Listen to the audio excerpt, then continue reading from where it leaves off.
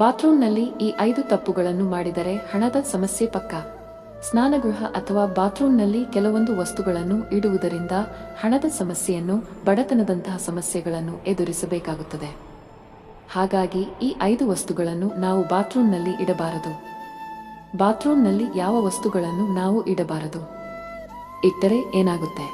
1. ನೀರನ್ನು ವ್ಯರ್ಥ ಮಾಡುವುದು. ಹೆಚ್ಚಿನವರು ಸ್ನಾನಗೃಹದಲ್ಲಿ ಅತಿಯಾಗಿ ನೀರನ್ನು ಬಳಸುತ್ತಾರೆ. ಇಂತಹ ತಪ್ಪುಗಳನ್ನು ನೀವು ಎಂದಿಗೂ ಮಾಡಲು ಹೋಗದಿರಿ. ಸ್ನಾನಗೃಹದಲ್ಲಿ ನೀರನ್ನು ವ್ಯರ್ಥ ಮಾಡದಿರಿ. ನಿಮ್ಮ ಕೆಲಸಕ್ಕೆ ಎಷ್ಟು ಬೇಕೋ ಅಷ್ಟೇ ನೀರನ್ನು ಬಳಸಿಕೊಳ್ಳಿ. ಸ್ನಾನಗೃಹದಲ್ಲಿ ವಿನಾಕಾರಣ ನೀರನ್ನು ವ್ಯರ್ಥ ಮಾಡುವುದರಿಂದ ಒಂದೆಡೆ ಜಾತಕದಲ್ಲಿ ಚಂದ್ರ ದೋಷವನ್ನು ಎದುರಿಸಿದರೆ, ಮತ್ತೊಂದೆಡೆ ಲಕ್ಷ್ಮೀ ದೇವಿಯ ಕೋಪಕ್ಕೆ ಗುರಿಯಾಗುತ್ತೀರಿ. ಇದು ನಿಮ್ಮ ಜೀವನದಲ್ಲಿ ಸಾಕಷ್ಟು ಸಮಸ್ಯೆಗಳನ್ನು ಹೆಚ್ಚಿಸಬಹುದು.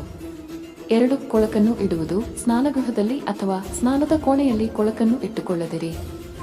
ಪ್ರತಿನಿತ್ಯ ಸ್ನಾನಗೃಹದಲ್ಲಿನ ಕೊಳಕನ್ನು ತೆಗೆಯಲು ಪ್ರಯತ್ನಿಸಬೇಕು. ಒಂದು ವೇಳೆ ಪ್ರತಿನಿತ್ಯ ಇದನ್ನು ಮಾಡಲು ಸಾಧ್ಯವಾಗದೇ ಇದ್ದರೆ ವಾರಕ್ಕೊಮ್ಮೆಯಾದರೂ ಸ್ನಾನಗೃಹವನ್ನು ಸ್ವಚ್ಛತೆಯಿಂದ ಇಟ್ಟುಕೊಳ್ಳಿ.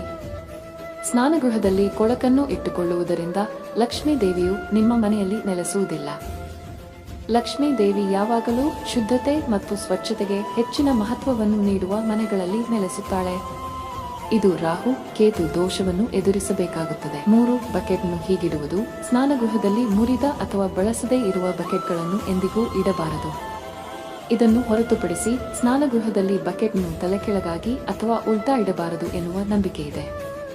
ಇಂತಹ ಬಕೆಟ್ನ್ನು ಸ್ನಾನಗೃಹದಲ್ಲಿ ಇಟ್ಟುಕೊಳ್ಳುವುದರಿಂದ ಅದು ನಿಮ್ಮ ಕುಟುಂಬದ ಮೇಲೆ ನಕಾರಾತ್ಮಕ ಪರಿಣಾಮವನ್ನು ಬೀರುತ್ತದೆ ಹಾಗೂ ಸಾಕಷ್ಟು ಆರ್ಥಿಕ ಅಥವಾ ಹಣಕಾಸಿನ ಸಮಸ್ಯೆಗಳನ್ನು ಉಂಟುಮಾಡುತ್ತದೆ. 4. ಕೊಳಕು ಬಟ್ಟೆಗಳನ್ನು ಇಡುವುದು. ಬಾತ್ರೂಂನಲ್ಲಿ ಕೊಳಕು ಬಟ್ಟೆಗಳನ್ನು ಇಡಬಾರದು. ಒಂದು ವೇಳೆ ಇಲ್ಲಿ ನೀವು ಕೊಳಕು ಬಟ್ಟೆಗಳನ್ನು ಇಟ್ಟರೂ ದೀರ್ಘಕಾಲದವರೆಗೆ ಅಲ್ಲೇ ಬಿಡಬೇಡಿ. ಸ್ನಾನಗೃಹದಲ್ಲಿ ಇಡಲಾಗುವ ಈ ಕೊಳಕು ಬಟ್ಟೆಗಳು ನಿಮ್ಮ ಜೀವನದಲ್ಲಿ ಸಮಸ್ಯೆಗಳ ಸಂಖ್ಯೆಯನ್ನು ಹೆಚ್ಚಿಸುತ್ತದೆ. ಆದ್ದರಿಂದ ನಿಮ್ಮ ಬಳಿ ಎಷ್ಟು ಸಾಧ್ಯವೋ ಅಷ್ಟು ಬೇಗ ಈ ಕೊಳಕು ಬಟ್ಟೆಗಳನ್ನು ಸ್ನಾನಗೃಹದಿಂದ ಹೊರತೆಗೆದು ಶುದ್ಧಗೊಳಿಸಿ. ನಂತರ ನಿಮಗೆ ಎದುರಾಗುವ ಸಮಸ್ಯೆಗಳಿಂದ ಪರಿಹಾರವು ದೊರೆಯುತ್ತದೆ.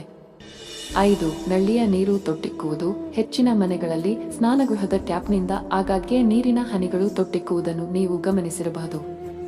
ಇಂತಹ ಪರಿಸ್ಥಿತಿಯು ಆ ಮನೆಯ ಸದಸ್ಯರಿಗೆ ಒಳ್ಳೆಯದಲ್ಲ.